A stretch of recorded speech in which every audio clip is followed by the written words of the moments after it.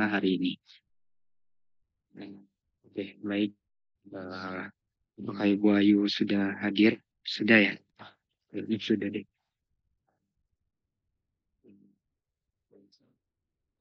Ya, halo, baik.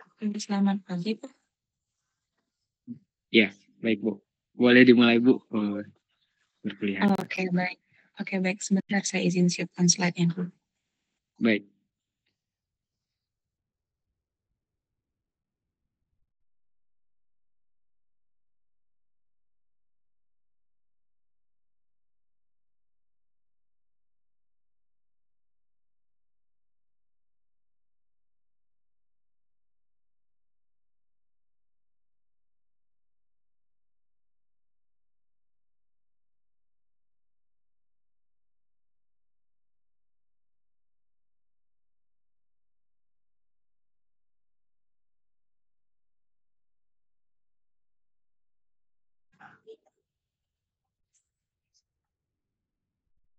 Oke, baik.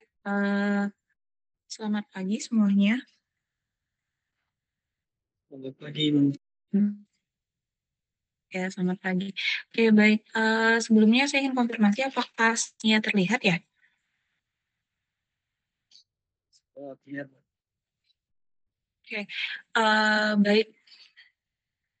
Mungkin kita mulai saja ya kuliahnya. Jadi, sebelumnya saya mohon maaf untuk yang hari Sabtu itu kita tidak, kuliah karena kondisi saya memang waktu itu cukup tidak memungkinkan untuk mengisi perkuliahan. Nah, jadi, mungkin kita coba lanjut pertemuan kita yang di pertemuan yang kedua ini. Sebentar sambil ini. Oke, jadi untuk materi hari ini kita, sebenarnya melanjutkan dari yang kemarin. Kalau kemarin kita mungkin sedikit flashback tentang NLP. Nah, sekarang kita akan coba masuk ke deep learning untuk NLP. Nah, kenapa menggunakan deep learning? Karena mungkin seperti yang teman-teman tahu ya, saya juga udah coba lihat dan baca-baca di atasnya. Mmm, apa namanya, kalau perkembangan di dunia saat ini itu sudah sangat ini ya, NLP itu sudah level yang sudah advance, bahkan saya pun masih perlu terus belajar ya, karena perkembangan itu cepat sekali gitu. Nah, tapi, banyak beberapa teknik yang digunakan saat ini itu, berbasiskan deep learning, seperti itu. Nah, jadi, kita coba bahas mulai dari representasi, word representation model. Jadi mungkin kalau sebelumnya kalian sudah belajar tentang mungkin TF-IDF, back of words, atau one hot encoding. Nah, itu semua adalah, kalau saya bilang itu adalah metode klasik ya, metode klasik atau metode NLP. Metode NLP yang tradisional. Nah, tapi apakah metode itu sudah tertinggal? Tidak. Metode tersebut itu malah justru, harus dipelajari kalau menurut saya pribadi. Karena dasar dari deep learning itu kita tuh, karena sekarang banyak ya, banyak orang-orang itu yang loncat gitu ya, langsung belajar deep learning, terus tanpa memahami metode-metode atau konsep-konsep klasik dari, teknologi tersebut. Misalkan di sini NLP, seperti itu. Nah, mungkin kalau kalian sudah pernah belajar TF-IDF, back of word dan sebagainya itu sebenarnya yang materi yang kita bahas hari ini, itu sebenarnya sama, cuman, versi yang lebih advance-nya, seperti itu. Nah, jadi, kalau kalian mungkin pernah dengar istilah, sebentar, representasi teks dengan word embeddings, sudah pernah dengar istilah ini sebelumnya? Ada yang sudah pernah dengar nih? Sudah Bagaimana? beberapa kali. Saya pernah mendengar. Oke, pernah dengernya di mana nih? Mungkin di beberapa paper atau beberapa Mhm. artikelnya sih. Saya kadang-kadang ada tentang word embedding, sama tentang pengolahan data teks gitu. Oke, baik. Ini saya izin stop share screen bentar ya nih. Eee, Sebentar ini ada kendala teknis di laptopnya. Ya, saya coba share ini aja deh, window.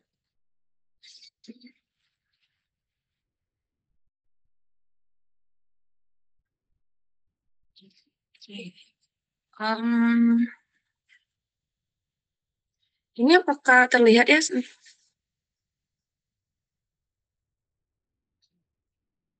Apakah terlihat share screen-nya? Sudah, Bu. Sudah ya? Oke, baik. Eee, saya mungkin izin kayak gini ya tadi kalau saya show itu suka nge-freeze. Oke, jadi mungkin kita lanjut ya. Jadi untuk, materi hari ini tadi udah ada yang temennya yang, pernah dengar gitu ya word embedding itu seperti apa.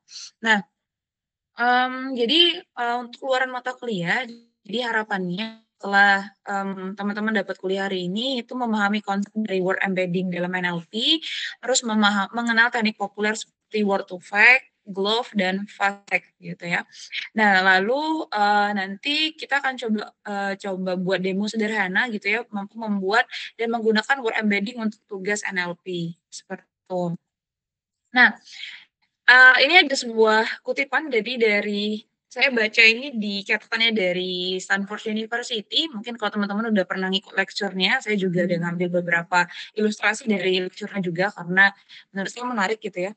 Nah, jadi salah satu masalah fundamental dari membangun, language learning machine atau kita memberikan pengetahuan tentang bahasa pada mesin itu adalah apa ya, representasi. Jadi, beda kemarin ya, kita sudah sempat cerita, beda dengan manusia ya, manusia itu sudah dari lahir itu terpapar dengan bahasa alami, mungkin ada yang bahasa daerah atau ada yang bahasa Indonesia. Nah, beda dengan komputer, komputer itu dia tidak begitu dibangun langsung ini ya, tidak begitu jadi nih sebuah komputer tidak langsung ngerti bahasa alami, tidak. Nah, jadi, permasalahannya adalah bagaimana kita merepresentasikan sebuah bahasa itu ke dalam sebuah komputer, sehingga nanti komputer itu bisa secara robust ya, bisa secara robust memproses ataupun menjerat itu. Nah, jadi, seiring dengan perkembangan zaman, mungkin kalau teman-teman sudah belajar tentang artificial intelligence ya, dari mulai yang tradisional, sampai yang logik dan sebagainya, sampai ke ditemukannya probability gitu ya. Jadi, apa namanya, probability itu juga menjadi cikal bakal dari penemuan dari arsitektur neural network, seperti itu. Nah, jadi di sini kita akan fokus kepada, tools yang menggunakan deep learning. Kenapa deep learning? Mungkin teman-teman juga udah tahu ya perkembangan saat ini, itu arahnya sudah ke deep learning, seperti itu. Yang mana itu, merupakan tools yang efektif ya untuk sekarang, yang dapat mempresentasikan segala, apa ya, segala varietas ataupun beragam, apa istilahnya itu ya, beragam varietas atau kondisi tidak terduga gitu ya, kondisi-kondisi dari natural language, seperti itu. Nah, selanjutnya itu, kita harus tahu dulu nih, kalau sebelumnya itu word representation model seperti apa. Jadi mungkin teman-teman udah pernah belajar tentang, one hot coding gitu ya, waktu mungkin di materi preprocessing NLP dan sebagainya.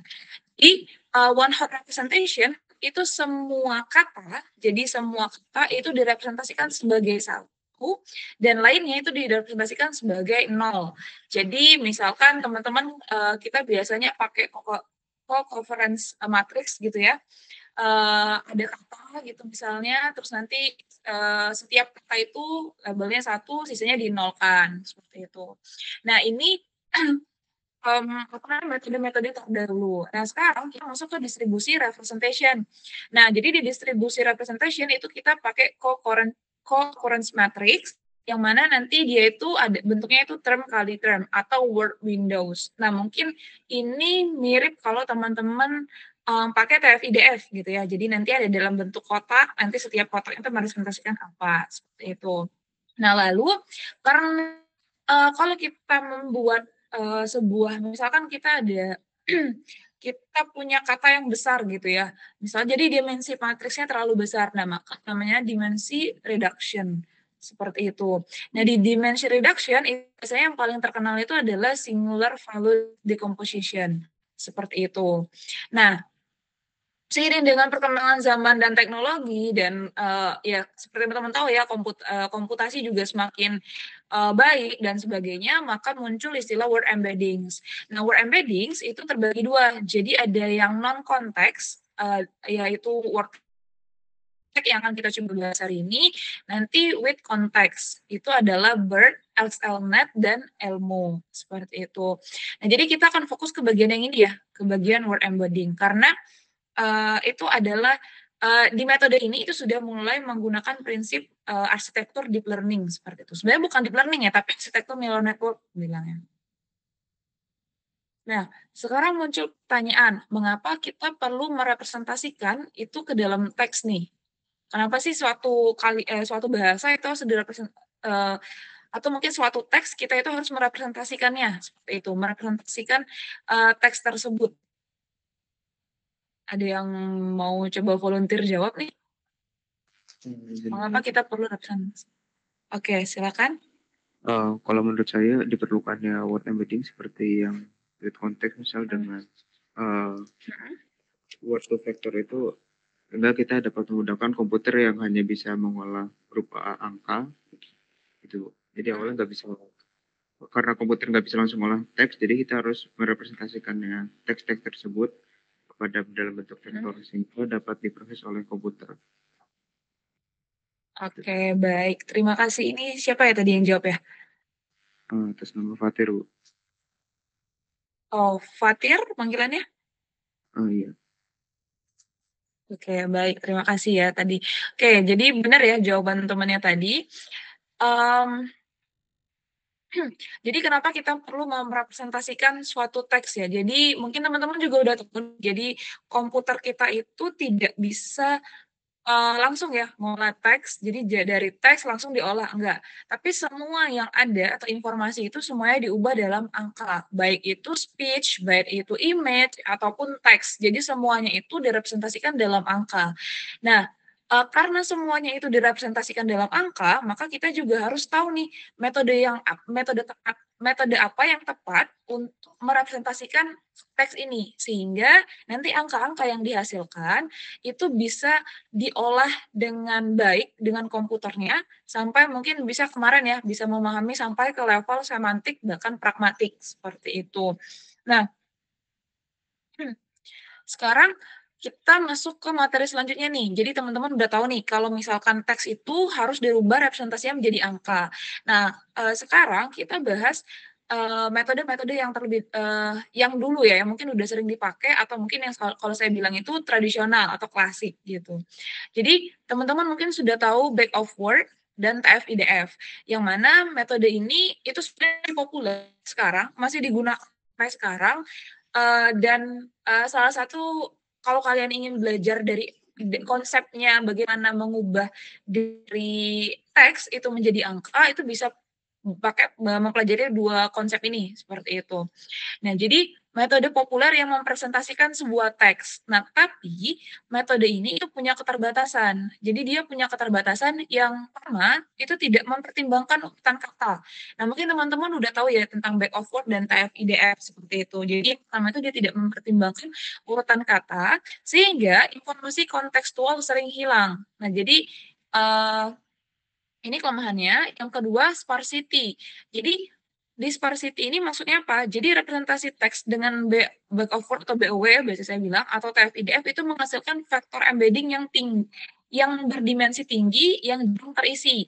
Jadi sparsity itu maksudnya, vektor yang punya terlalu banyak nilai nol ya. Jadi satu terus nol semua. Kalau di back of word kan seperti itu ya, atau mungkin kalau di TF-IDF, sama saja walaupun dia nanti ada perhitungannya ya, ada cara perhitungannya. Lalu, kelemahan yang ketiga ini yang, sebenarnya cukup, apa namanya, cukup harus dipertimbangkan. Yang pertama itu tidak menangkap makna sampai ke level semantik. Nah, teman-teman mungkin udah tahu level semantik itu seperti apa. Jadi dengan arti atau konteks serupa tidak selalu memiliki representasi yang dekat. Jadi, itu kelemahannya, karena mereka hanya mempertimbangkan ada misalkan suatu kata gitu ya, suatu kata mereka hanya merepresentasikannya dalam sebuah vektor, misalnya satu 0 dan seterusnya.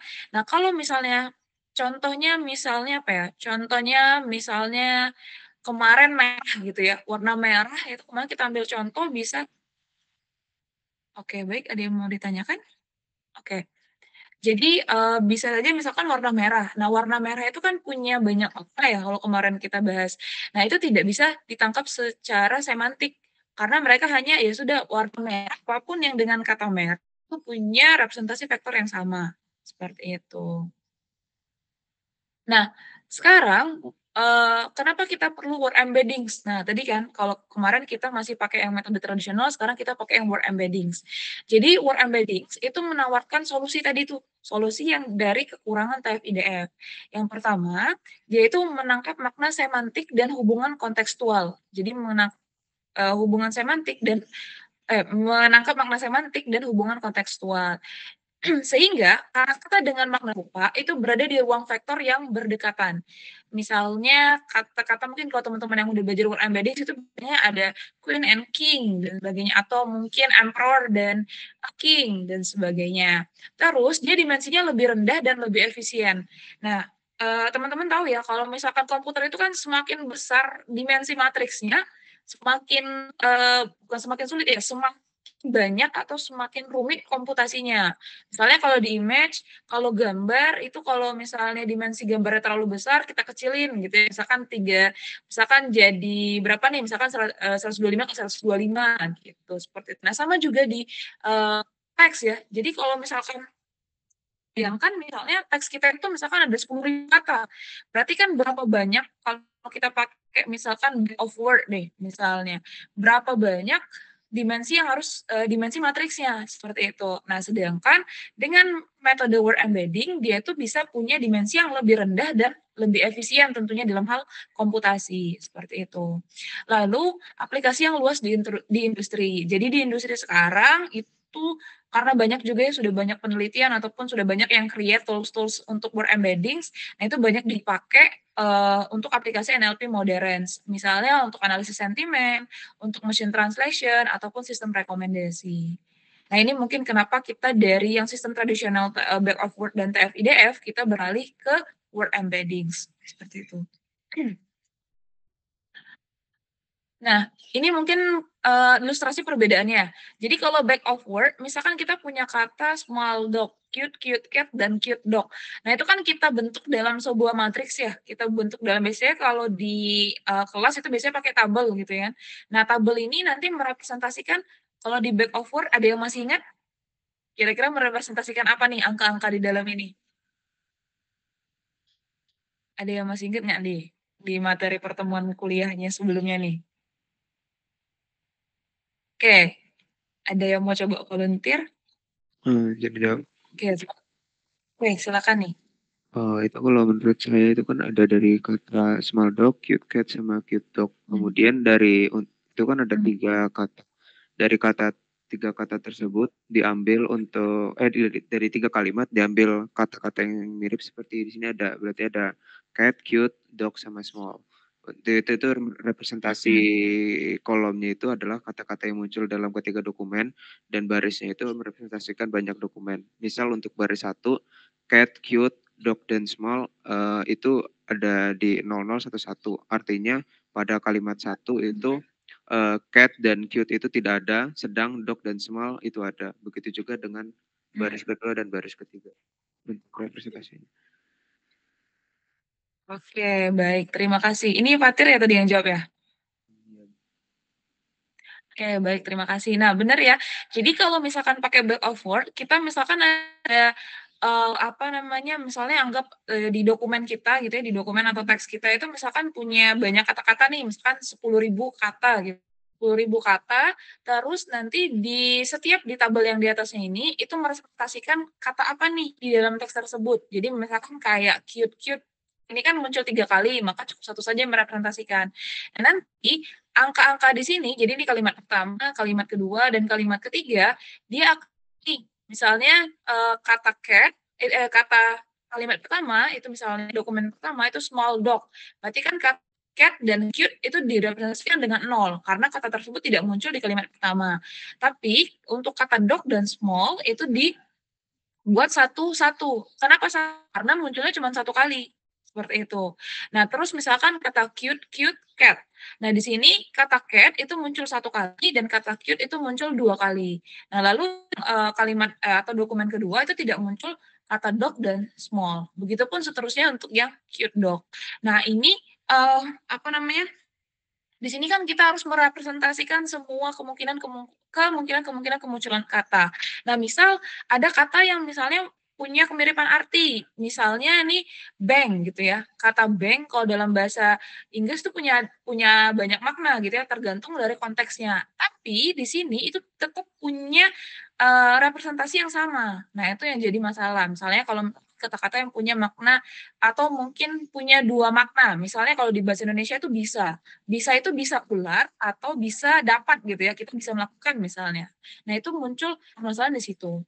Nah terus ada lagi yang TF-IDF. Nah sebenarnya TF-IDF itu kita pertama mungkin teman-teman udah belajar ya, jadi kita hitung term frekuensinya, terus nanti kita, inverse dokumen frekuensinya, lalu nanti kita, apa namanya, menghitung fitur faktornya. Jadi misalkan ada kalimat seperti ini, "This is good, this is bad," terus ini awesome, "This is an awesome," gitu ya. Jadi nanti dia hitung nih.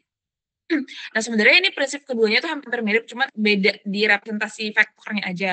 Nah, sekarang muncullah suatu teknologi tadi yang word embeddings, di mana kita merepresentasikan kata itu dalam bentuk vektor. Nah, dalam bentuk vektor yang, lebih, apa ya, lebih lebih rendah dimensinya dan bisa mengetahui hubungan antar kata.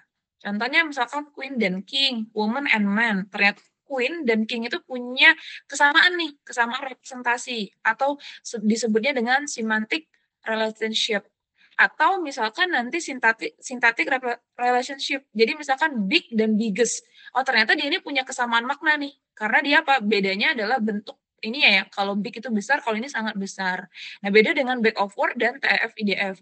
Kata big itu nanti akan jadi sendiri, kata biggest itu juga nanti akan jadi vektor sendiri, seperti itu. Nah, bayangkan kalau misalkan kata-kata di teks kita itu banyak gitu ya, yang maknanya mirip-mirip gitu, atau mungkin apa namanya sebenarnya itu kalau di bahasa Indonesia mungkin imbuhan gitu ya, kata-kata imbuhan. Nah, misalnya, padahal itu maknanya sama, tapi karena kayak misalkan TF-IDF atau back over itu jadi punya vektor sendiri, seperti itu. Nah, kita mungkin teman-teman udah belajar juga ini, kita di word embeddings itu kita melakukan apa, kita coba membangun sebuah dense vector. Jadi dense vector dari setiap kata. Nah jadi, ini kita memilih ya, kita memilih, vektor yang mirip gitu ya, vektor yang mirip karena mereka punya kesamaan konteks. Ingat tadi kalau di word embeddings kita sudah sampai ke level konteks ataupun semantik.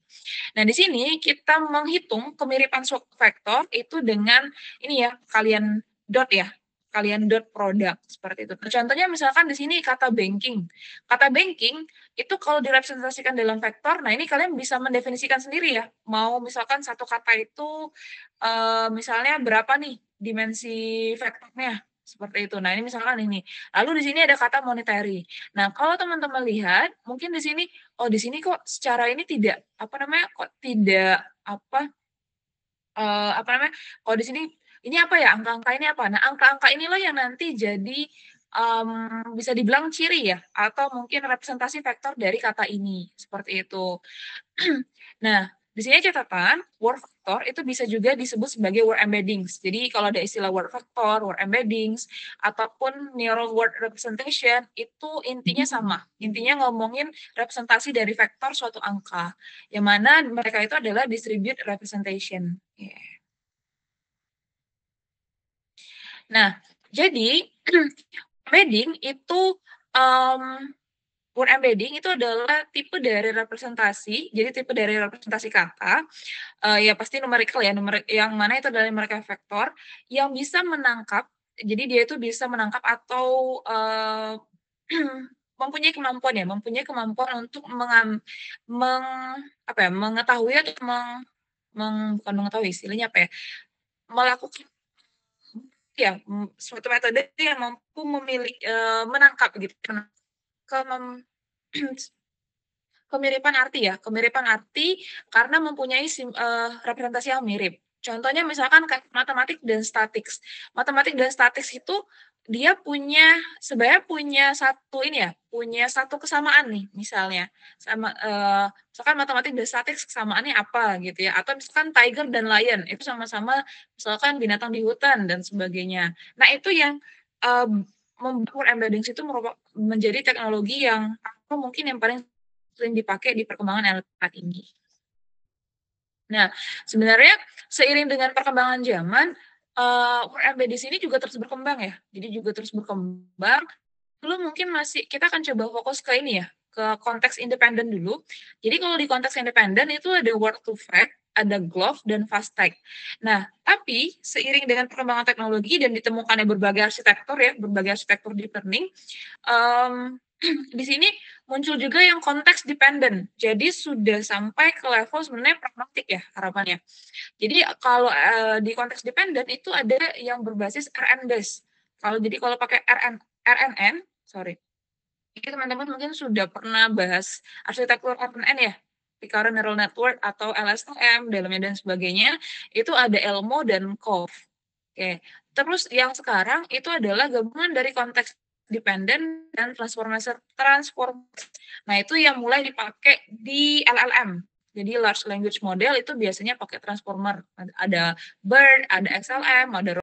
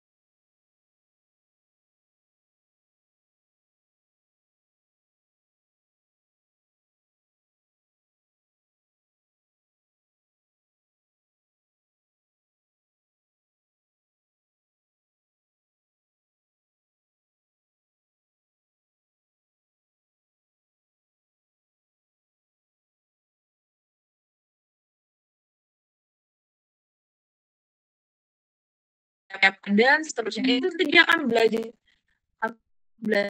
terus sama yang kayak gini. Jadi kan nanti ini kan, nah nanti kan hasil-hasil ini kan sebenarnya adalah kita misalkan dapat nih, misalkan kita mau prediksi apa namanya, misalkan kita mau tahu nih kata dari king ini apa, kan nanti kan di kata king ini punya nilai berbeda 0,02. Nah untuk dapat 0,02 itu kan dia dapat dari kalian bobot ya kan, hasil dari kalian bobot. Nah itu yang dilakukan sama ini research itu. Nah sehingga nanti misalkan apa namanya, kita punya kata ini ya, bisa ini tadi atau seperti ini. Di sini ada misalkan cat, misalnya kita ambil, saya mau ngambil misalkan representasi vektor saya misalnya berapa nih, 7 nih misalkan, 7 ini ya, 7 nilai nih, punya 7 nilai atau mungkin punya dimensinya 7 gitu ya. Nah maka setiap kata, setiap itu punya gambarkan makna semantik. Jadi apa ya, kan kemiripannya itu seperti apa, kategori kemiripan itu seperti apa. Misalkan di sini ada kita punya kata cat, kitten, dog, horse, man, woman, king, and queen. Ini kita sudah punya vektor word embeddings-nya dari proses belajar tadi ya. Misalkan sudah, cat itu word embeddings-nya ini, kitten itu word embeddings-nya ini, dog ini word embeddings-nya ini, dan sebagainya. Nah kita punya nanti misalkan vektor yang itu representasinya mewakili apa sih? Nah, setiap vektor ini mewakili semua apa ya? Semua kemiripan atau semua fitur atau bisa dibilang semua apa ya? Semua ciri deh, semua ciri kemiripan dari setiap kata. Nah, sini misalkan ada life being, ada partner, ada human, gender, royalty, verb, dan ruler. Nah, tapi di sini kalian nggak usah ini untuk ilustrasi saja ya. Tapi kalau misalkan apakah kita bisa definisiin ini, sebenarnya ini sudah dilakukan oleh neural network. Jadi kan neural network kan sebenarnya black box ya. Jadi belajar aja. Kita ini cuma ilustrasi ya mendefinisi. Nah, misalkan cat. Nah, kata cat itu misalkan berapa, misalkan life being-nya berapa nih, 0,6. Terus line-nya berapa, 0,9. Human-nya 0,1. Gender-nya 0,4. Royalty-nya minus 0,7 dan seterusnya. Nah, kalau kita lihat, ini misalkan kata cat, terus kata kitten dan seterusnya. Nah, lalu di sini bisa teman-teman lihat ya, misalkan kata cat, kitten, dog, dan house itu punya kemiripan di mana nih? Oh, mereka punya nilai kemiripan atau punya nilai yang paling besar misalkan di life being, seperti itu. Maka sebentar ya. Maka kita akan punya tahu, berarti tingkat kemiripan atau mereka itu dikelompokkan sebagai kategori life being. Atau misalkan man, woman, king, and queen. Misalkan dia punya nilai kemiripan yang di nilai yang paling tinggi misalkan di bagian human. 0,8, 0,9, ataupun 0,7.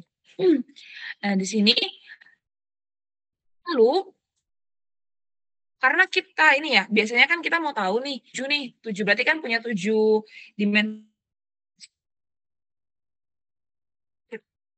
nih. Bedanya berubah di 2 dimensi, kalau itu biasanya 2 dimensi ya, kalau misalkan sudah itu kan susah nge-plot-nya. Jadi di sini kita menggunakan metode biasanya PCA. PCA untuk meng-convert apa namanya, mengubah representasi matriks kita menjadi misalkan teman-teman mau berapa, misalkan mau jadi 2 dimensi atau mau menjadi 4 dimensi dan sebagainya. Nah, ini representasi. Nah, jadi bisa dilihat misalkan dan kita itu punya kedekatan gitu ya, kedekatan makna, kemiripan makna. Terus misalkan dog dan house itu justru jauh gitu ya kemiripannya. Atau misalkan man dan woman. Jadi garis putus-putus ini menunjukkan kedekatan maknanya. Seperti itu. Oke. Oke.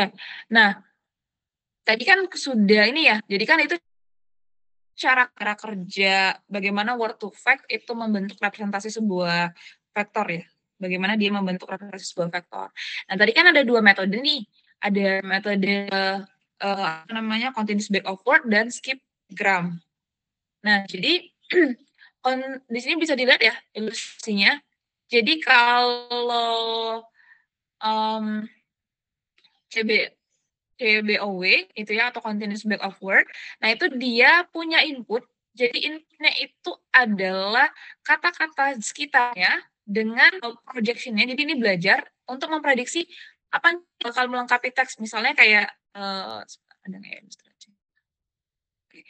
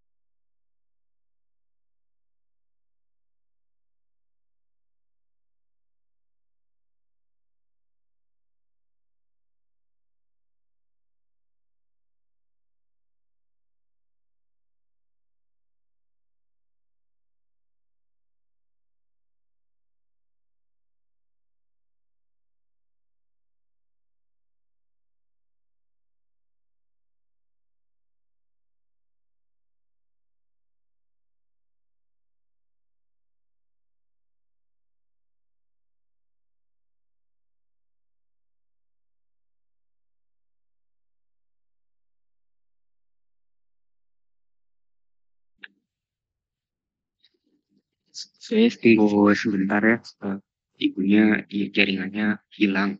Jadi kita sembari menunggu untuk ibunya koneksi kembali ya, koneksi kembali.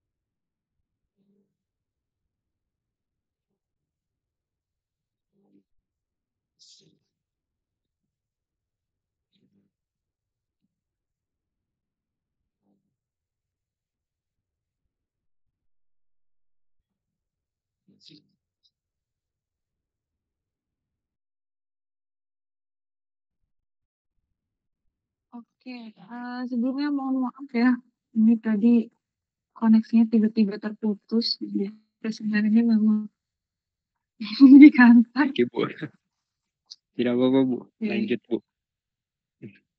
Oke, baik. Oke, saya lanjutkan ya. Sebenarnya mohon maaf ya teman-teman, tadi saya coba ganti koneksi ternyata lama juga. Ini, oke, baik, mungkin kita coba lanjut ya. Nah, jadi kalau tadi kan kita bahas tentang, bentar ini share-nya terlihat tidak ya? Ini saya belum share screen. Apakah screen-nya terlihat? Sudah, Bu. Ya, sudah ya. Oke, baik.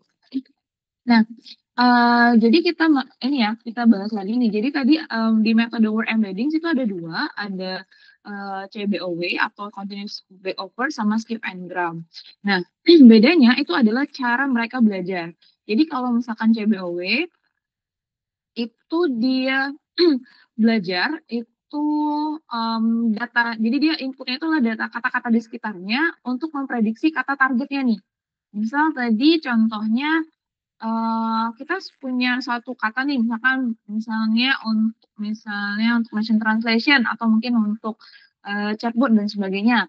Nah, kita mau memprediksi kata king nih. Maka kalau di CBOW, kata-kata inputnya itu adalah kata-kata di sekitarnya. Misalkan order his atau kata-kata sebelumnya seperti ini ya. Misalkan bank crisis as, turning into dan sebagainya. Nah, ini jadi dia tuh berusaha memprediksi kata-kata into ini. Nah, itu makanya di sini di CBOW itu kayak gini strukturnya. Nah, beda lagi dengan skipgram. Kalau skipgram itu inputnya itu adalah kata-kata targetnya. Jadi kata-kata targetnya. Nah, nanti outputnya itu adalah kata-kata di sekitarnya. Jadi outputnya itu adalah kata-kata di sekitarnya. Jadi cara belajarnya beda. Atau contohnya seperti ilustrasi yang di kanan. Misalnya kita punya kata-kata is comparison as at this. Nah, dari kata-kata ini dia belajar untuk memprediksi apa nih? Get katanya apa nih? Target wordnya apa? Misalkan visual dan sebagainya. Nah, kalau di uh, kalau di skipgram itu kebalikannya. Jadi kebalikannya nih. Jadi dia kata-kata yang masuk itu adalah kata-kata di apa kata targetnya. Nanti harapannya belajar kata-kata di sekitarnya. Intinya sama, mereka misalkan mau melengkapi kata visual dalam sebuah teks. Nah, sekarang muncul pertanyaan, harusnya pakai yang mana ya? Pakai yang CBOW atau skipgram?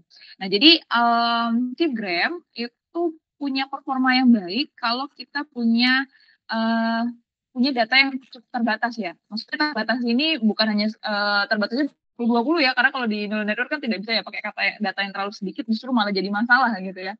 Jadi dia punya limited data dan biasanya efektif untuk merepresentasi kata-kata yang jarang muncul gitu ya, infrequent word.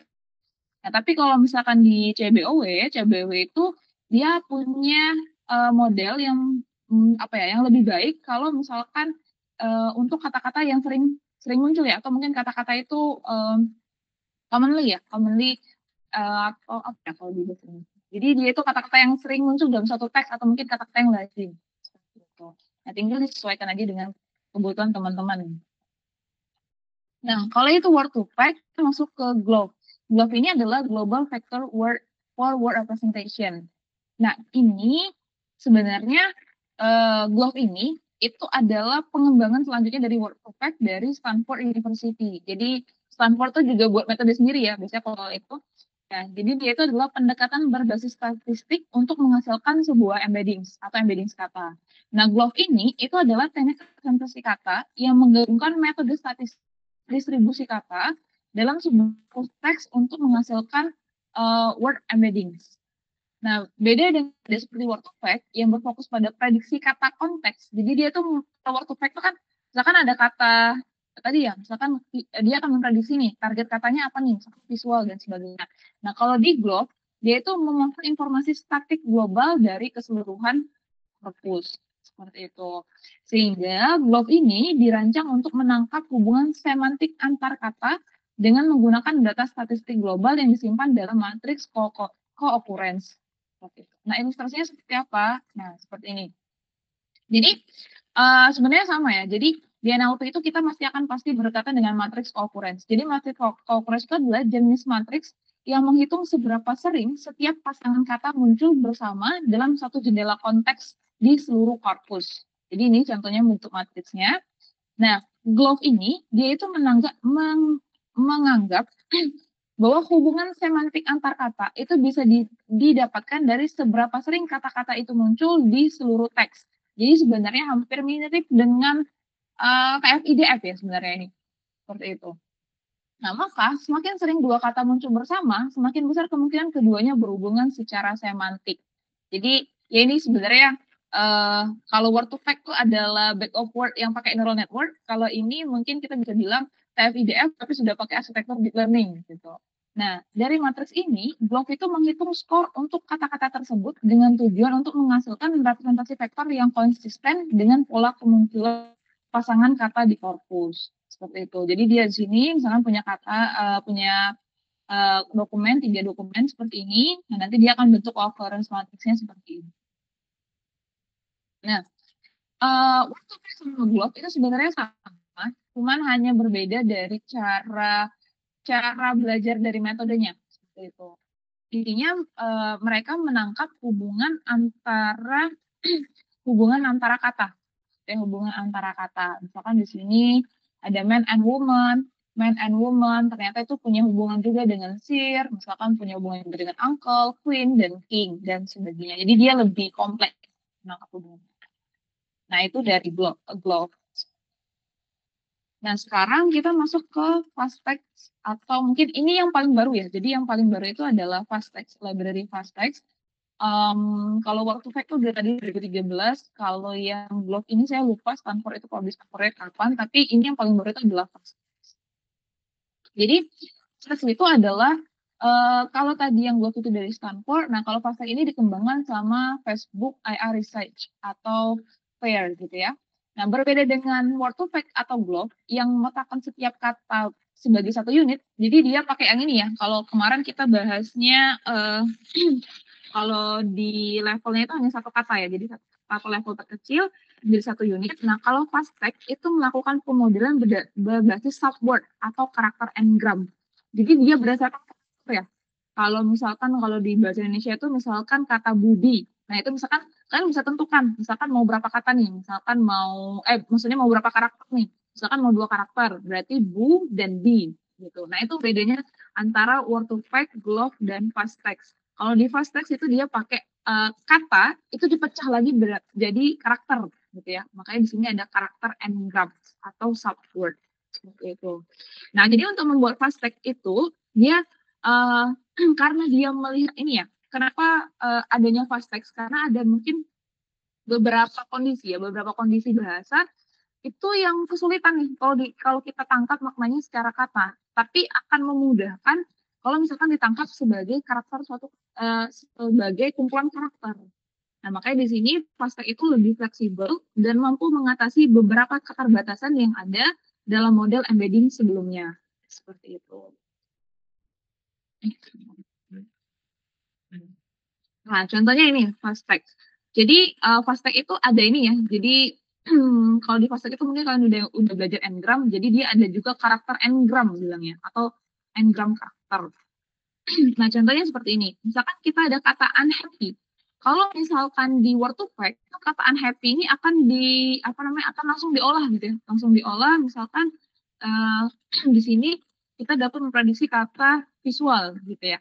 Nah, jadi dia langsung satu kata nih, satu unit kata. Nah, kalau di FastText itu dia berdasarkan tadi n-gram karakter. Misalkan teman-teman mau berapa nih? Misalkan 3 gitu ya. Misalkan 3 ada tanda strip an, terus di sini ANH, NHA, HP, misalkan APP, terus PPY dan PPY ini. Nah, teman-teman mungkin udah belajar ya bagaimana cara cara kerja n-gram. Nah, itu sebenarnya mirip.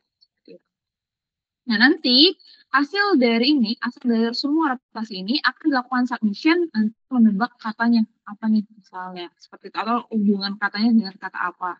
Nah, ini bedanya FastText dengan word to fact. Nah, kenapa sekarang itu lebih menuju menggunakan FastText? Nah, jadi FastText itu mendukung kata baru atau yang tidak dikenal. Jadi kan permasalahan dari NLP itu kan adalah OOV, out of vocabulary words. Jadi kan bahasa itu selalu berkembang ya. Misalkan di Twitter tuh banyak sekali istilah sebenarnya istilah modern yang kadang apa namanya, kalau di machine learning itu kita harus melatih lagi gitu ya, melatih lagi datanya dan sebagainya. Nah, tapi kalau kita pakai fast text yang dia itu menggunakan tadi informasi dari subword, di mana model ini mampu menangani kata-kata yang tidak pernah dilihat sebelumnya atau kata yang tidak terdapat dalam kamus. Jadi karena dia kan per ini ya, karakter. Teman mau n-gram karakternya berapa? Misalkan biasanya itu antara 2 atau 3. Ya maksimal 2 atau 4. Jadi itu antara 2 sampai 4 seperti itu. Nah, jadi dia bisa memprediksi kata-kata yang tidak ini ya, mungkin yang tidak pernah dipelajari sebelumnya. Nah, misalkan jadi ada kata baru atau kata yang terinfleksi atau ada terjadi perubahan bentuk kata. Nah, FastText ini bisa menghasilkan embedding dari kata tersebut dengan menggabungkan vektor dari n-gram yang ada. Misalnya kata apa ya? Misalnya kalau di bahasa Indonesia itu kan banyak ini ya, banyak imbuhan ya. Nah, kalau misalnya imbuhan misalnya kata imbuhan menggunakan, digunakan, atau lagi menggunakan, digunakan, dan sebagainya. Nah, itu bisa dipelajari maknanya, atau mungkin, atau misalnya apa ya, kalau bahasa-bahasa modern yang mungkin punya makna yang sama gitu ya. Nah, dengan berbagai ini, dia dengan FastText ini bisa dapat representasinya tanpa harus misalnya melatih lagi modelnya dari awal, atau mungkin melatih word embedding dari awal. Nah, hal ini juga berguna untuk bahasa-bahasa yang kayak infleksi. Nah, bahasa Indonesia itu salah satu bahasa yang banyak ini ya, banyak imbuhannya. Perubahan misalkan kayak kata-kata yang ada melebur gitu ya, ada yang apa ya, contoh katanya yang dia itu jadi melebur gitu. Jadi hurufnya hilang dan sebagainya. Nah, itu contoh-contoh bahasa yang kayak infleksi. Atau misalkan bahasa Jerman. Bahasa Jerman kan punya kutip itu lain gitu ya cara bacanya, atau mungkin bahasa Finlandia, atau mungkin bahasa-bahasa yang lebih kompleks lagi. Nah, di mana kata itu dapat mempunyai banyak bentuk seperti itu. Lalu, cocok untuk bahasa dengan banyak infleksi dan bentuk kata yang kompleks. Jadi, FastText itu tadi, jadi kalau kata yang banyak infleksi dan katanya itu kompleks, itu kompleksnya dalam hal ini ya, morfologi ya. Banyak infleksi atau morfologi yang kompleks, seperti misalkan berbagai bentuk kata yang menunjukkan kasus, waktu, ataupun aspek. Seperti itu. Nah, dengan memanfaatkan komponen ini, FastText itu dapat menghasilkan embedding yang lebih representatif. Sehingga ini bisa dilakukan tanpa memerlukan data pelatihan khusus untuk setiap variasi kata. Jadi karena dia pakai karakter, jadi dia lebih mudah. Nah, ini kita coba, ini ya, saya coba tunjukin implementasi. Jadi saya coba pakai Word2Vec sama FastText. Kenapa tidak pakai Englobe? Karena itu sudah dari ini ya, dari saya harus loading apa namanya kamus dari Stanford-nya. Jadi yang paling mudah FastText gitu. Nah, jadi kita akan coba, jadi ini ada implementasi word embedding, kita pakai library namanya GenSim. Mungkin teman-teman yang sudah pernah nyoba, banyak library lain, tapi yang paling banyak atau paling familiar digunakan itu adalah GenSim. Nanti kita coba buat contoh singkat dari pembuatan word embedding. Jadi langkahnya itu kita coba pakai library GenSim, kita coba persiapkan data, nanti kita coba membangun model word embeddings-nya, terus nanti kita simpan dan kita gunakan. Nah, ini saya izin beralih ke link collab-nya ya. Ini apakah link collab-nya terlihat? Maksudnya collab-nya terlihat? Belum, Bu. Oke, belum ya? Sebentar, saya coba. Coba share Anda.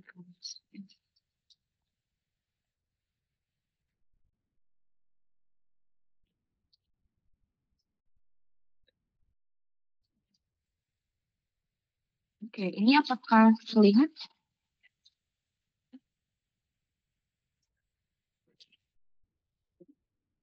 Sudah ada, Bu. terlihat kan? Oke, baik. Nah, jadi ini sebenarnya ini hands-on sederhana ya teman-teman. Jadi saya tidak ini biar paham konsepnya gitu ya, dari word embedding. Jadi kita pakai library GenSim. Itu biasa kita pasti butuh library Pandas, NumPy, dan RE. Teman-teman udah belajar juga. Atau belum regex. Regex sudah belajar di preprocessingnya. Jadi ini adalah library regex gitu ya, RE ini. Nah, ya ini sederhana. Biasanya saya suka mounting ya. Kita mounting ke Drive. Mungkin teman-teman yang udah biasa pakai Colab. Nah, terus di sini saya ngambil datanya dari Google. Jadi di sini datanya saya ngambil data dari ini linknya. Jadi ini adalah data puisi dalam bahasa Indonesia. Nah, terus ya ini saya pakai saya download dari Kaggle langsung pakai API-nya. Terus nanti di sini datanya saya ubah jadi pandas gitu ya supaya lebih mudah representasinya. Nah, ini contoh datanya. Jadi datanya itu ada puisi, ada title, ada author, sama puisi with header. Nah, di sini saya karena kita cuma mau ngolah teks ya. Jadi di sini saya asumsikan kita cuma mau mengelola dokumennya itu dalam bentuk paragraf atau teks. Jadi saya ambil yang puisi. Jadi saya ambil yang kolom puisi ini. Seperti itu. Nah, di sini ya ini preprocessing biasa ya kalau misalnya teman-teman di itu kita coba apa namanya yang untuk nilai non values-nya kita coba isi dengan empty string jadi supaya bisa diolah gitu ya data non-nya dihilangkan. Nah, terus di sini ada clean. Jadi seperti yang teman-teman lihat ya. Jadi kalau misalkan kita ini saya mau coba running takutnya nanti koneksinya jadi saya coba jelaskan dulu ya. Nah, jadi di sini misalnya di sini ya, kalau teman-teman lihat di sini ada notasi seperti ini, bahkan ada tanda baca dan sebagainya. Nah, ini kita perlu membersihkan suatu data kita. Jadi, teman-teman yang udah belajar preprocessing, misalkan kayak regex dan sebagainya, atau mungkin stemming dan sebagainya. Nah, tapi saya tidak pakai itu ya di sini ya. Jadi, saya tidak pakai stemming, lemmatization dan sebagainya. Saya hanya pakai regex gitu ya, untuk membersihkan kata-kata. Nah, di sini kita ambil data ininya, data puisi.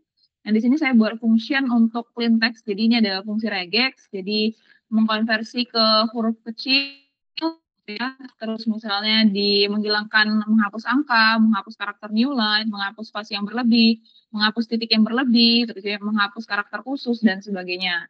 Nah, di sini kata-kata ini, semua kata-kata ini sudah di clean, dia nanti akan bentuknya seperti ini. Jadi kalau di puisi semoga bisa saya coba raknya nanti kalau saya run uploadnya semua.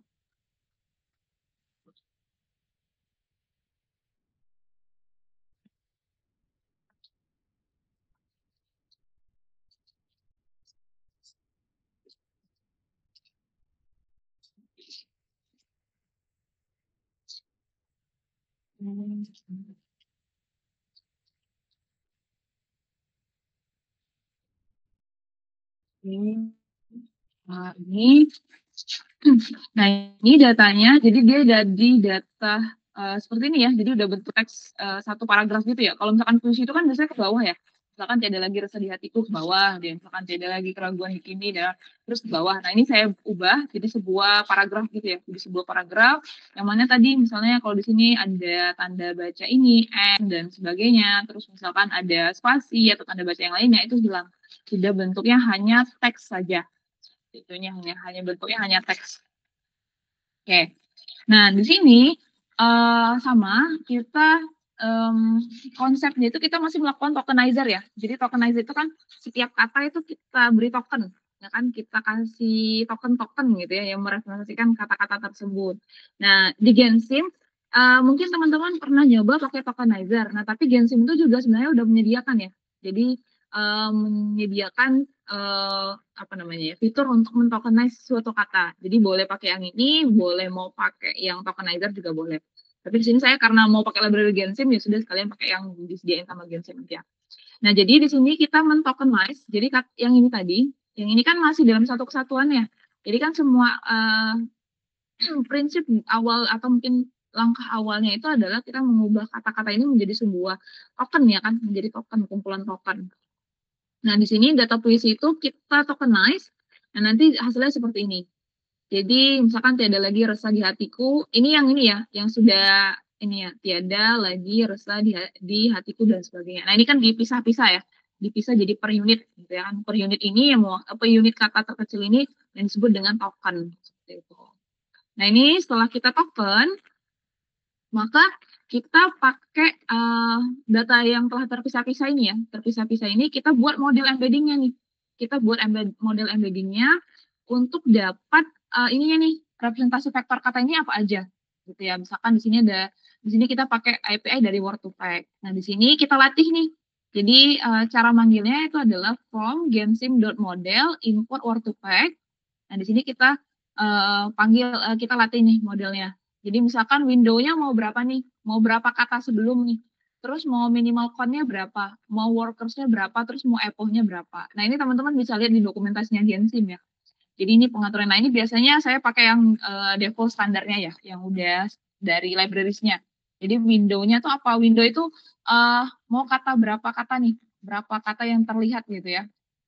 Terus mau count-nya berapa nih? Hitungannya mau berapa? Terus workers-nya mau berapa? Epoch-nya mau berapa? Nah, nanti ini dilatih. Nah, nanti sudah ini definisi apa namanya arsitektur modelnya. Nah, nanti kita tinggal panggil model bit vocab dari data yang sudah di tokenize tadi. Misalkan ini bisa teman-teman progresnya berapa gitu ya. Nah, di sini sudah kita coba apa namanya training modelnya pakai data yang sudah di tokenize. Nah, terus di sini model train, terus tokenize text-nya, terus total example-nya berapa. Di sini ada model corpus count, terus epo-nya berapa, model epo. Nah, terus nanti data yang sudah atau namanya model yang sudah kita latih itu kita simpan. Jadi kita simpan, terus nanti yang dilatih ini ya, kalau teman-teman bingung yang dilatih ini sebenarnya adalah neural network tadi. Neural network tadi dilatih dengan data ini. Jadi sebenarnya konsepnya sama sih. Nah, terus sudah data yang disimpan itu kita panggil. Nah, misalkan kita mau tahu nih misalkan kata cinta di sini ya, karena ini puisi ya. Biasanya yang saya lihat tuh yang paling banyak tuh kata cinta nih yang muncul. Nah, kata cinta itu punya kemiripan dengan apa aja nih? Nah, di sini dia.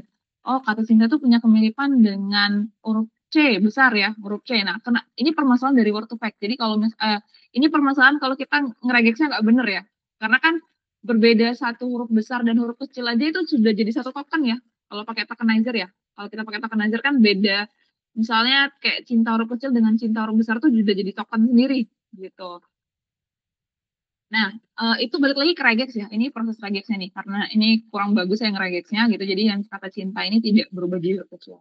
Terus misalkan punya kemiripan dengan kata rasa, kesetiaan, ketulusan, perasaan, tulus, kesetiaan lagi di sini ya, kesetiaan huruf besar dan kesetiaan huruf kecil.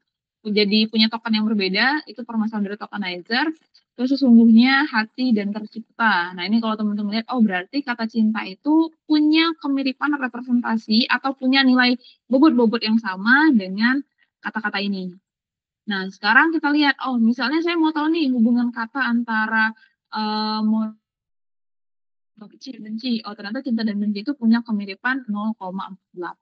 Nah, di sini gimana ya kita nentuin kemiripan ini? Yang tadi, jadi semua kata-kata ini kan sudah direpresentasikan dalam satu bentuk vektor. Teman-teman bisa nanti misalnya mau lihat bentuk-bentuk vektornya ya, tapi mungkin datanya cukup besar. Nah, di sini, oh saya hitung nih, dari sini kemiripannya itu dengan kata ini nih berapa? Dihitung semua kemiripannya. Nah, nanti dapat angkanya seperti ini. Atau misalkan kita mau lihat kita mencari top and similar ini sama seperti ini ya. Misal kita mau lihat top 10-nya dari angka kata kita itu ternyata mirip dengan kata saling, memisahkan, bersatu dan sebagainya. Nah, ini contoh word embeddings-nya. Nah, terus kita misalkan kita buat visualisasinya. Kita pengen tahu nih, kalau tadi kan kalau seperti ini kan kita lihatnya dalam angka. Nah, sekarang kita buat representasinya dalam bentuk visualisasinya. Nah, tadi seperti yang dijelaskan di slide ya. Jadi karena vektor kita itu besar, sementara kita itu bekerja pada bidang 2 dimensi ya. Kalau untuk ngeplot, jadi kalau untuk ngeplot data itu bisa kita pakai bidang 2 dimensi. Maka kita lakukan PCA. Jadi matriks yang misalkan jumlah matriks kita tadi misalkan 10 nih. 10 itu diubah menjadi 7 menjadi dua ya, menjadi dua dimensi gitu. Nah, di sini kita pakai PCA. Mungkin teman-teman sudah sempat belajar ya tentang PCA. Nah, terus di sini kita coba plot. Nah, ini jadinya seperti ini. Di sini saya ngeplot sebentar. 20 ya. Jadi 20 kata secara acak, jadi saya pilih 20 kata secara acak, saya pengen tahu nih kemiripannya seperti apa. Nah, ini nanti akan jadi seperti ini. Nah, ternyata dia punya kata-kata pohon, menggilas, tenaga, kuda, sebagainya, itu punya kemiripan nih, punya kemiripan di sini. Beda dengan kata alam yang jauh sendiri. Nah, ini cara pakai word embeddings, word to fact, maaf, embedding secara word to fact. Nah, terus bagaimana dengan cara fast text? Nah, kalau fast text itu Karena dia ini ya, Fastech itu tidak, kalau Gensim itu sudah otomatis terinstall di Colab ya, atau udah library bawaan dari Colab. Nah, paling teman-teman kalau ini perlu itu penyesuaian version, karena ada mungkin beberapa kasus dia tidak bisa pakai Gensim yang terbaru dan sebagainya. Nah, beda dengan Fastech itu kita harus install dulu karena dia library tersendiri. Nah, jadi kita install, lalu di sini sama teman-teman. Jadi oh ya, satu catatan lagi, Fastech ini tipe filenya, tipe file dokumennya itu harus TXT. Jadi kalau tadi kan saya bentuknya CSV, nah itu diubah dulu ke TXT. Ini untuk mengubahnya saja ya, untuk mengubah filenya. Nah di sini kita import Fastech sama. Nah di sini bedanya, kalau di Fastech itu Fastech track unsupervised. Unsupervised tadi, lalu kita dari mana, terus save model, sama ini juga load model. Nah, sekarang kita lihat kemiripannya. Nah, dari sini kita lihat model Fastech, kita pakai, kalau Fastech ini dia pakai Nesnetboard ya, Nesnetboard yang hitung kemiripan. Nah, di sini dia lebih ini ya, kalau Fastech cinta, dan ku cinta, pencinta, cintai, dicinta, pencinta, cintayang, cintalah, dan cintaku. Nah, jadi beda ini ya, beda representasinya nih kalau teman-teman lihat. Kata cinta di Word to Fact itu punya kemiripan dengan ini kata-kata yang punya bentuk yang sebenarnya berbeda ya kalau dari segi penyusunan karakter. Nah, kalau di Fastech itu dia bisa membentuk kata baru nih. Cinta-cinta misalnya. Ini ada ya, kata ini mungkin karena spasinya hilang atau mungkin karena titik dan sebagainya, itu balik lagi ke proses processingnya ya. Ini karena datanya saya juga tidak terlalu bongkar kemarin datanya itu saya coba. Jadi ini saya ambil regex sederhana saja. Nah, misalkan cinta-cinta, cinta dan ku cinta, ya kan? Sementara kalau di Word to Fact, ku cinta ini udah jadi kata sendiri. Seperti itu. Bahkan tadi tidak muncul ya, kemana ya, tidak muncul di atas nih. Kemiripannya malah tidak ada kata ku cinta itu tidak muncul nih. Justru yang muncul adalah kesetiaan, ketulusan, perasaan, tulus, sungguhnya, hati, dan tercipta. Nah itu salah satu keunggulan dari Fastech tadi. Karena dia kan by ini ya, n-gram karakter. Jadi dia bisa bisa merepresentasikan kata-kata yang punya kesamaan makna. Walaupun secara bentuk karakternya itu beda ya, secara penulisan karakternya. Kalau kita mungkin tahu ya, cinta, pencinta. Tapi kalau di komputer kan ngaruh ya, beda kataku aja itu bisa beda representasi angkanya. Misalkan cinta, pencinta, cintai, dicinta, pencinta, cinta yang cinta dan cintaku. Nah ini kan punya makna, punya bentuk kata yang sama yaitu cinta. Nah ini beda Fastech dan Word to Fact. Nah makanya sekarang yang paling sering dipakai itu pakai Fastech. Paling permasalahannya itu adalah kalau di bahasa Indonesia itu adalah data. Jadi kalau di sini kan karena data, saya pakai data itu lumayan, data itu sebenarnya nggak terlalu besar ya, cukup kecil datanya. Beda kalau misalkan teman-teman pakai data bahasa Inggris itu sudah ada modelnya. Jadi kalau teman-teman buka dokumentasi Gensim, itu sudah ada data, jadi tinggal panggil aja. Gitu ya, tinggal panggil, nanti tinggal disesuaikan. Itu salah satu tantangan ya, apalagi kalau misalnya teman-teman mau ngembangin bahasa daerahnya nih, misalnya ya, misalnya bahasa Lampung nih, kan bahasa Lampung mungkin tidak ada model word embeddingnya. Nah bisa nih, coba nanti dilatih, cari kumpulkan teks-teks bahasa Lampung, terus nanti buat word embeddingnya, terus nanti misalkan untuk tahapan aplikasinya, misalkan buat machine translation, buat misalnya dokumen classification dan sebagainya. Yang penting sudah punya data representasi dari. Nah ini sama, saya coba visualisasikan. Nah karena di sini saya coba batasi ya word listnya ya, karena kalau misalkan pakai Word tuh, kalau misalkan pakai fast, kalau misalkan pakai Fastech itu katanya jadi banyak gitu ya. Jadi terlalu besar kalau mau direpresentasikan 20 kata dengan kemiripan, jadi saya coba.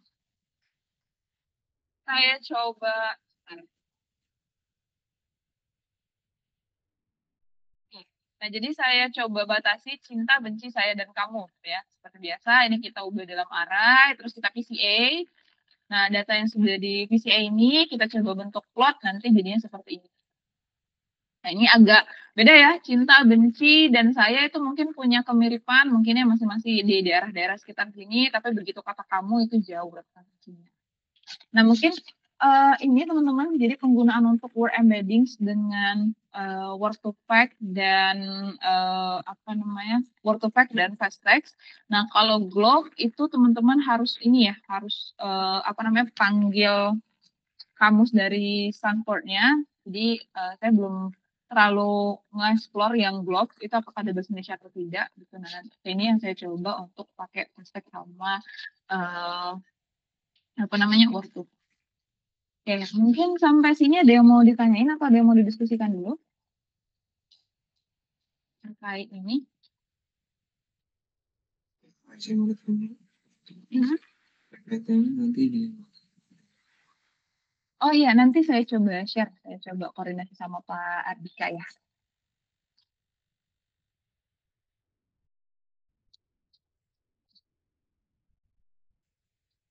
Oke, ada lagi yang mau ditanyakan atau didiskusikan teman-teman?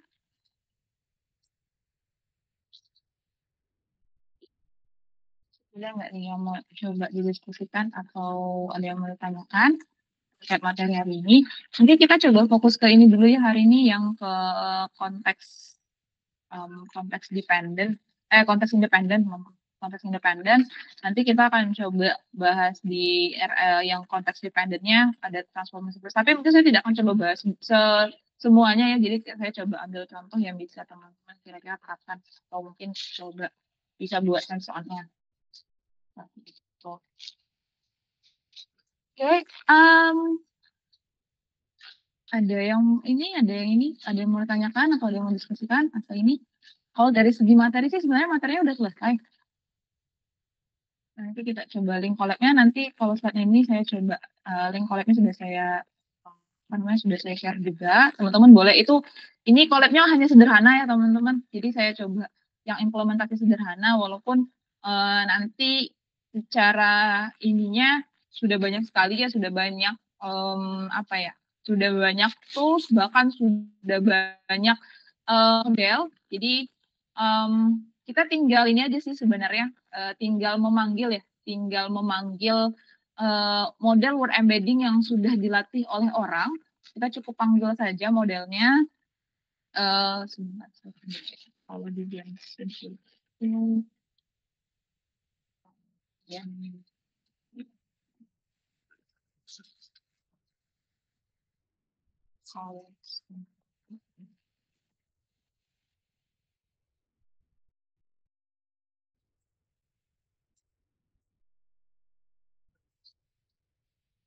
Oke, nah ini Gensim ya, untuk dokumentasi Gensim. Jadi sebenarnya teman-teman itu sudah, kalau di Gensim ini dia lebih enak kalau misalkan sudah ada data yang kita tuh tidak perlu ngelatih modelnya dari awal gitu ya.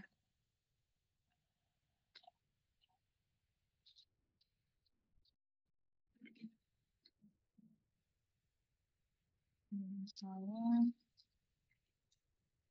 ini word to fact model, word to demo. Nah ini aku sudah ini nih, Bima yang cek online word to fact demo,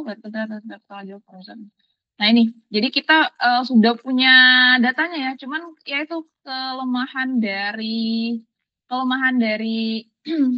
library itu kadang masih banyak kata-kata yang nggak dilatih pakai bahasa Indonesia gitu. Jadi banyak kan pakai bahasa Inggris atau mungkin bahasa-bahasa yang sudah cukup sering digunakan atau populer di dunia. Nah jadi sebenarnya teman-teman tuh nggak perlu, kalau ini kan saya contohin di sini, kalau misalnya mau pakai untuk ngelatih ini ya, kalian punya data sendiri nih, saya mau coba latih sendiri nih, bagaimana nih saya bentuk representasi dari vektor setiap kata-katanya. Nah tapi sebenarnya kalau di ini itu sudah ada model yang sudah ada dataset yang nanti kita tuh tinggal tarik aja modelnya karena dia dilatih dengan misalkan ini ya 100 billion word. Karena semakin NLP itu kan semakin banyak informasi, semakin sampai deep learning ya. Jadi semakin banyak data dia semakin bagus gitu. Beda dengan machine learning kan, kalau dia semakin banyak data, nanti dia akurasinya justru menurun. Nah, kalau misalkan deep learning tuh semakin banyak data, dia semakin bagus, semakin banyak yang dia pelajarin. Makanya kalau datanya terlalu dikit, justru dia malah hasilnya jadi jelek gitu ya. Nah, jadi sebenarnya tinggal panggil aja. Ini udah ada model-model nanti bisa dilihat gitu ya, model. Tapi kebanyakan yang dipakai itu adalah bahasa Inggris rata-rata sih ya. Atau misalnya ini tadi sama train your own model. Ini yang kita lakukan tadi ya. Kita coba men-training model kita sendiri. Jadi kalau teman-teman mau misalkan untuk ngembangin ininya, ya bisa pakai yang tadi, bisa buat training sendiri. Tapi catatan datanya itu ini karena saya nggak rapi ya, karena datanya ini saya nggak terlalu, bukan saya nyusun, karena saya ngambil di Kaggle orang, terus saya juga nggak terlalu ngecek isi datanya itu apa. Jadi ini, makanya saya bilang tadi datanya itu nggak bersih. Karena di regex-nya mungkin kurang tepat, karena saya pakai regex sederhana. Terus mungkin nanti teman-teman, oh Bu, saya misalkan mau pakai stemming sama lemmatization, boleh. Kalau misalkan mau hasil yang lebih bagus gitu ya. Tapi biasanya kalau di word embeddings, itu biasanya cukup regex ya. Cukup regex, terus nanti supaya misalkan bentuk-bentuk kata-kata apa namanya bentuk kata-kata itu karena ini kan maknanya secara semantik ya, beda dengan kalau misalkan pakai IDF sama back of word kan dia per kata gitu ya, tidak mengambil makna secara semantik. Nah makanya kadang-kadang kita perlu proses lemmatization sama stemming seperti itu. Oke, baik. Nah ini ini perlu dicek lagi ya teman-teman, mungkin cara regexnya yang salah, atau mungkin tadi misalkan aku pun berjanji spasinya hilang. Nah mungkin cara saya mendefinisikan regexnya belum terlalu tepat gitu ya. Atau mungkin teman-teman mungkin punya cara yang lebih baik lagi untuk membersihkan data, itu juga boleh. Oke, baik. Mungkin segitu dari saya Pak Ardika untuk kuliah hari ini.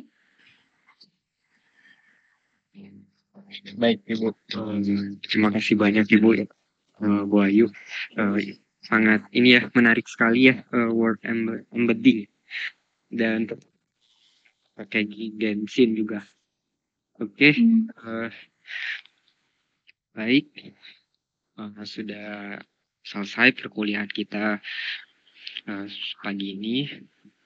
Baik, saya tutup. Terima kasih Bu Ayu sekali lagi. Ya. Sama-sama. Ya, oke. Terima kasih semuanya yang sudah hadir juga. Baik, saya tutup. Assalamualaikum warahmatullahi wabarakatuh. Selamat pagi semuanya.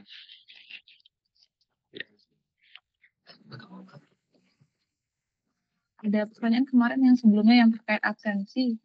Itu iya. deh.